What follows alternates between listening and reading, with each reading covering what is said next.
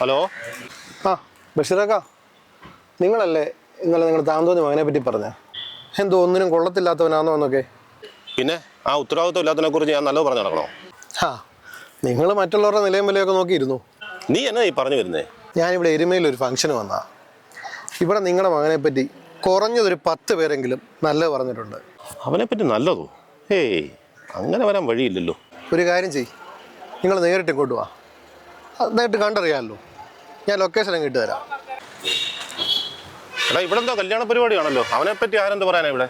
അതൊക്കെ കാണിച്ചു തരാം. ഫുഡ് എങ്ങനെ ഉണ്ടായിരുന്നു? ഫുഡ് അടിപൊളിയായിരുന്നു. ബിരിയാണി വെക്കാൻ എങ്ങനെ വേണം വെക്കാൻ? സൂപ്പർ ബിരിയാണിയാണല്ലോ ഇവിടെ.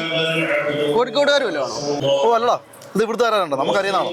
കേട്ടോ, അവന്മാര് പറഞ്ഞ ബിരിയാണിയും കഴിക്കണം, അത് വെച്ച് ആളെ നിങ്ങൾ കാണണം. ബാ.